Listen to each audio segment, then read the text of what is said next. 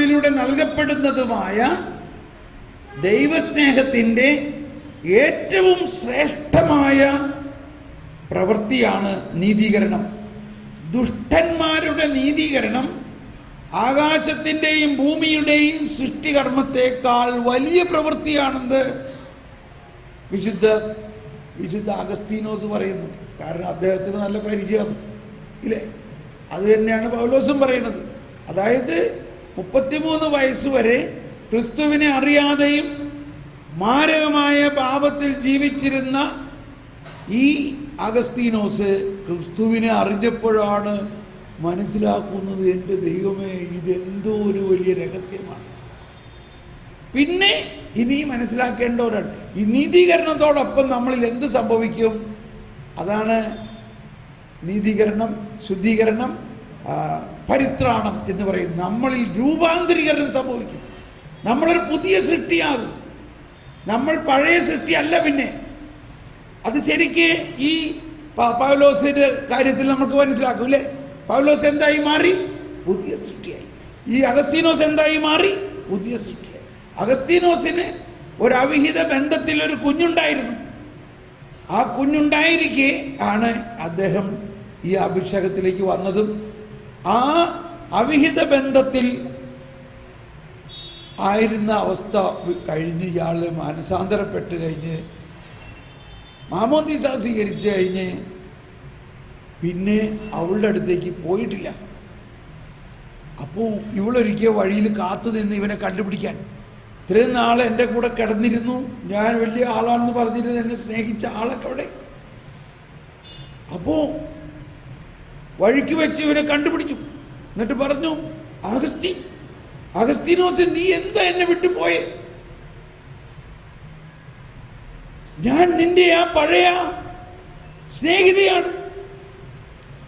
അഗസ്തീൻ്റെ നടപ്പ് കണ്ടു കഴിഞ്ഞാൽ ഇയാളുമായിട്ട് യാതൊരു ബന്ധമില്ലാത്ത മാതിരി, ഈ പെണ്ണുമായിട്ട് യാതൊരു ബന്ധമില്ലാത്ത. നിനക്ക് എന്നെ അറിയില്ലേ? അഗസ്തീനെ നോക്കുമ്പോഴും ഏതാണ്ട് ഇയാൾ എങ്ങാണ്ടെന്ന് പറഞ്ഞ മാതിരിയാണ്. ഞാൻ നിന്റെ ആ പഴയ ഗേൾഫ്രണ്ടാണ്. അപ്പോൾ അഗസ്തി പറയാണ്, പക്ഷേ ഞാൻ ആ പഴയ ആഗസ്തി അല്ല. ഞാൻ ആ പഴയ ആഗസ്തി അല്ല. അപ്പോൾ അവിടെ എന്ത് സംഭവിച്ചു? യേശു ക്രിസ്തുവിലൂടെയുള്ള നീതീകരണത്തിൻ്റെ കൃപാവരം അഗസ്തിയെ പൂർണ്ണമായിട്ട് മാറ്റി ഒരു പുതിയ സൃഷ്ടിയാക്കി മാറ്റി. സമരിയാക്കാരിയെ ഒരു പുതിയ സൃഷ്ടിയാക്കി മാറ്റി. അതാണ് നീതീകരണത്തിൻ്റെ പ്രവർത്തനം. അങ്ങനെയുള്ള നീതീകരണമാണ് കുർബാനയിലൂടെയും വിശുദ്ധ കുംഭസാരത്തിലൂടെയും പ്രഥമേന വിശുദ്ധ മാമോദീസായിലൂടെയും നമ്മൾക്ക് ലഭിച്ചിരിക്കുന്നതെന്ന് നമ്മൾ വിശ്വസിക്കണം. ഇനി എന്താണ് നീതീകരണം എന്നതിൻ്റെ നിർവചനം 1992 ഖണ്ഡികയിൽ പറയുന്നുണ്ട്. സജീവവും 1992. ഒരു 5 മിനിറ്റ് വെച്ചോ, കുഴപ്പമില്ല. അച്ഛൻ്റെ പ്രസംഗം അച്ഛൻ തന്നെ പറഞ്ഞേക്കണം കേട്ടോ. വിശുദ്ധ കുർബാനയുടെ മധ്യത്തിൽ ഉള്ള പ്രസംഗം കർത്താവ് ഈശോ മിശിഹ തന്നെയാണ് പറയണത്. കർത്താവ് ഈശോ മിശിഹ തന്നെയാകുന്ന വചനത്തെ കർത്താവ് ഈശോ മിശിഹ തന്നെയായ പുരോഹിതൻ നമ്മൾക്ക് വിഭജിച്ച് നൽകുകയും ആ വചന വ്യാഖ്യാനം കർത്താവ് തന്നെ നൽകുന്ന വചന വ്യാഖ്യാനമാണത്. അതുകൊണ്ട് അൽമായർക്കാർക്കും അത് പറയാനുള്ള അനുവാദമില്ല.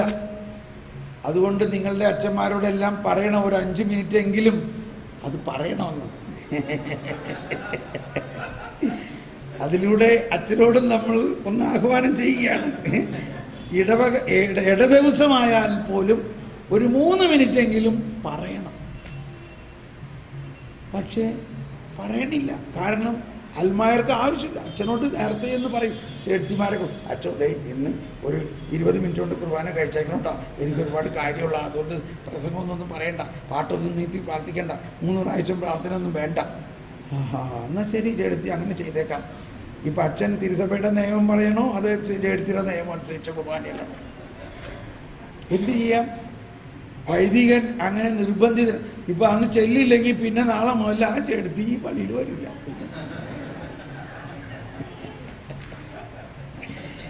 മനസ്സിലാവണ്ടോ? കർത്താവ് കരുണയാണ്. അതുകൊണ്ട് എങ്ങനെ ചെല്ലിയാലും കർത്താവ് അവിടെ ഉണ്ട്. ഓക്കെ. പക്ഷെ അച്ഛൻ പ്രസംഗം പറയും. ശ്രദ്ധിക്കണം. 1992 1992 ജനിച്ച ആരെങ്കിലും ഉണ്ടെങ്കിൽ എളുപ്പം ഓർത്തിരിക്കുക നമ്പർ. ശ്രദ്ധിച്ചോ? പറയട്ടെ, വായിക്കട്ടെ, ശ്രദ്ധിക്കണം. സജീവവും വിശുദ്ധവും ദൈവത്തിന് പ്രീതിജനകവുമായ ബലി വസ്തുവായി തന്നെ കുരിശിൽ അർപ്പിക്കുകയും തൻ്റെ രക്തം എല്ലാ മനുഷ്യരുടെയും പാപപരിഹാരത്തിനുള്ള ഉപകരണമാകുകയും ചെയ്തു. പാപപരിഹാരകനും പാപപരിഹാരവും എന്ന് പറയുന്നതാണ്. ക്രിസ്തു ആരായി? പാപ പരിഹാരകനും പാപ പരിഹാരവും. അപ്പൊ ഇവിടെ ശരിക്കും മനസ്സിലാക്കേണ്ട ഒരു വാക്ക് ഇതാണ്, സജീവം, ലിവിങ് സാക്രിഫൈസ്, സജീവ ബലി. അപ്പോൾ ഒരുപാട് ബലികൾ അവർ അർപ്പിക്കാറുണ്ടായിരുന്നു. അതെല്ലാം എന്ത് ബലിയാ? ആടിനെ കൊന്നു കഴിഞ്ഞപ്പോൾ ആടിന്റെ ജീവൻ പോയില്ലേ? ആ ജീവനില്ലാത്ത ബലിവസ്തുവാണ് അവർ അർപ്പിച്ചിരുന്നതെങ്കിൽ ഇത് ദൈവം തന്നെ മനുഷ്യനായി അവതരിച്ച് മനുഷ്യന്റെ മുഴുവൻ പാപവും തന്റെ ശരീരത്തിൽ ഏറ്റെടുത്ത് മരിക്കാതെ ശരീരം രക്തം വാർന്നു വാർന്നു വാർന്നു വാർന്നു വാർന്നു ഒഴുകിക്കൊണ്ട് സജീവ ബലിയായിട്ട്, ബലി വസ്തുവും ബലി അർപ്പകനും ഒരാൾ തന്നെ ഒരേ സമയം, ബലി അർപ്പിക്കുന്ന പുരോഹിതനും എന്നാൽ അതേ സമയം ബലി വസ്തു. ഇതാണ് കത്തോലിക്ക പൗരോഹിത്യത്തിൻ്റെ ഒരു പ്രത്യേകത. കത്തോലിക്ക പൗരോഹിത്യം ഒരു കൂദാശയാണ്. മറ്റ് പൗരോഹിത്യങ്ങളൊന്നും കൂദാശയല്ല.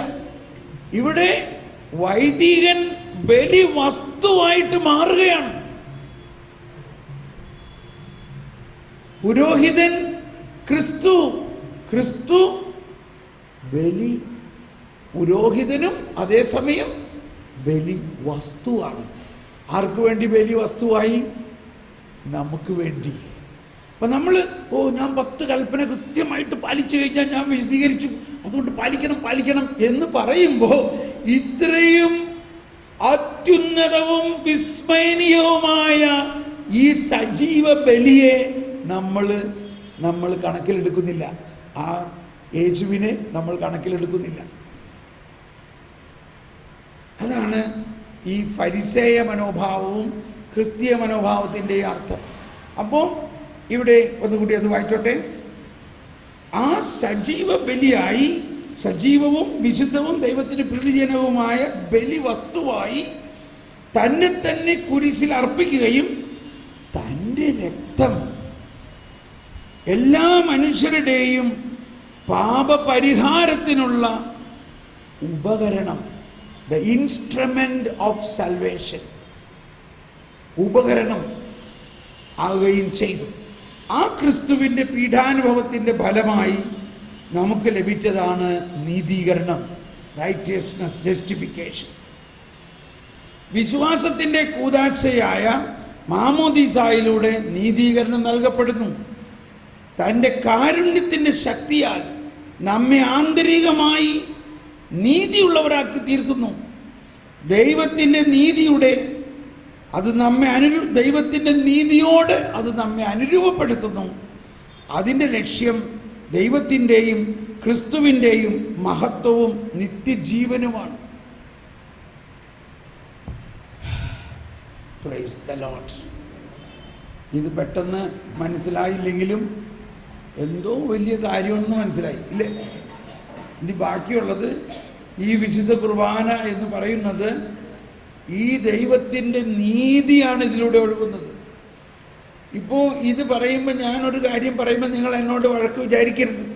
ഇവിടെ നമ്മൾ കേട്ടു, യേശു ക്രിസ്തു തൻ്റെ ജീവൻ, അതാണ് രക്തം എന്ന് പറയുന്നത്.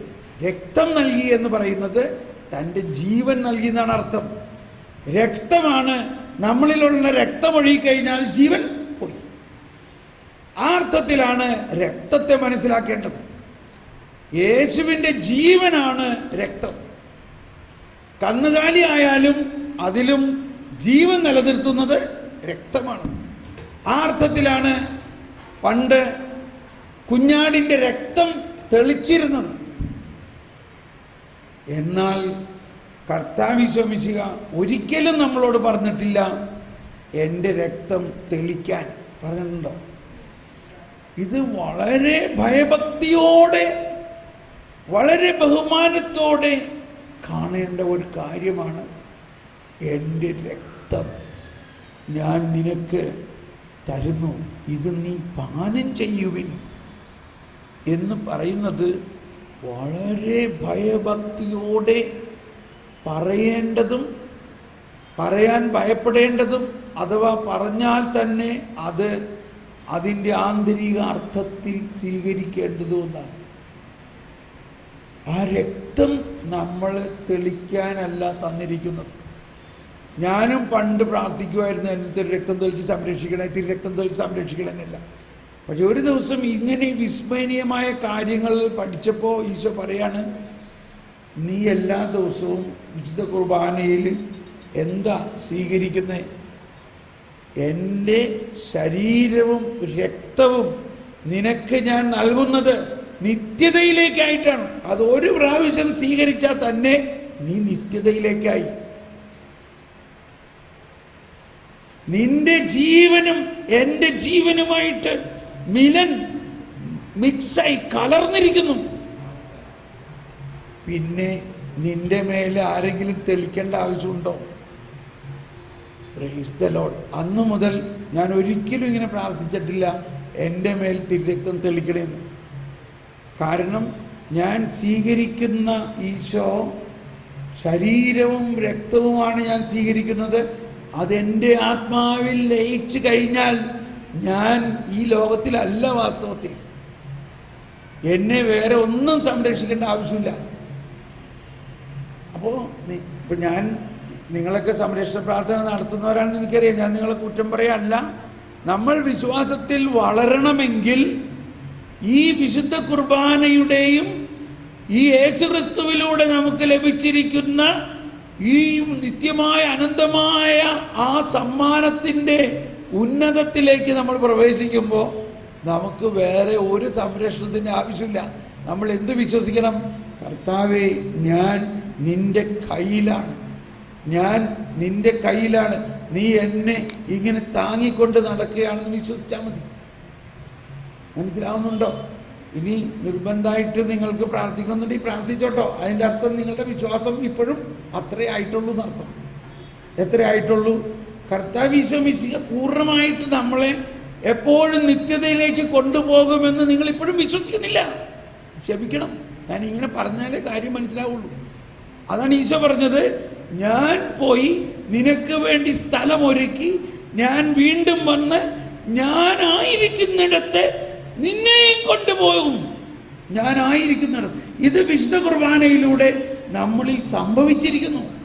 അങ്ങനെ കൂദാശകളിലൂടെ നമ്മൾ ദൈവവുമായിട്ട് ഒന്നായി ചേർന്നുകൊണ്ട് നമ്മെ ജീവിപ്പിക്കുന്ന കർത്താവ് ഈശോ മിശിഹായുടെ കൃപാവരം നാം എല്ലാവരിലും സമ്പൂർണ്ണമാകട്ടെ. രാജ്യത്തിലുള്ള വിശ്വാസത്തോടെ കർത്താവ് ഈശോ മിശിഹായുടെ ശരീരം രക്തം സ്വീകരിക്കാൻ തിരുസഭ നമ്മളെ അടിക്കുന്നു. മനസ്സിലായോ? സ്വർഗരാജ്യത്തിലുള്ള വിശ്വാസത്തോടെ ഇത്തിരി സാവധാനം പ്രാർത്ഥിക്കണം. നമ്മുടെ ചേട്ടനത് ശരിക്കും സാവധാനം തന്നെയാണ് പ്രാർത്ഥിക്കണത്. പക്ഷെ എല്ലായിടത്തും അങ്ങനെയൊന്നും അല്ല, അല്ലേ? അത് ഒന്നും മനസ്സിലാക്കാണ്ട പ്രാർത്ഥിക്കണേ. ഇത് ശരിക്കും മനസ്സിലാക്കണം. നിങ്ങൾ കുർബാന സ്വീകരിക്കുമ്പോൾ ദൈവം നമ്മളെ നീതീകരിക്കുകയാണ്. അവിടെ നീ എൻ്റെ മകനാണ്, നിനക്ക് വേണ്ടി ഞാൻ ജീവൻ നൽകിയവനാണ്, നിനക്ക് വേണ്ടി ഞാൻ മനുഷ്യനായി അവതരിച്ചവനാണ്, നിനക്ക് വേണ്ടി എൻ്റെ രക്തവും മാംസവും ഞാൻ തന്നിട്ട് നീ എന്നിൽ വിശ്വസിക്കാത്തത് എന്താണ്? ഇതായിരിക്കാം കർത്താവ് ചോദിക്കണം നമ്മളോട്. ഇന്ന് വിശുദ്ധ കുർബാനയിൽ ഓരോ പ്രാർത്ഥനയും അതിൻ്റെ ഓരോ ചെറിയ വാക്കുകളും നിങ്ങൾ ശരിക്കും ഉൾക്കൊണ്ട് നോക്കൂ. കരുണയുടെ വെള്ളച്ചാട്ടം പോലെയാണത്. കരുണയാണ്, കരുണാക്കടലാണ്. സർവാധിപനാം കർത്താവേ, കർത്താവേ എന്നെല്ലാം പാടുമ്പോൾ അർത്ഥം മനസ്സിലാക്കും. സർവജ്ഞനായ ഭരണകർത്താവ്, അങ്ങയുടെ ഭവനത്തിൽ വസിക്കുന്നവരുടെ വിസ്മയനീയനായ പരിപാലകനും എന്നെല്ലാം പറയുമ്പോൾ അത് വെറും സാഹിത്യമല്ല, അത് സത്യമാണ്. സത്യമാണത്.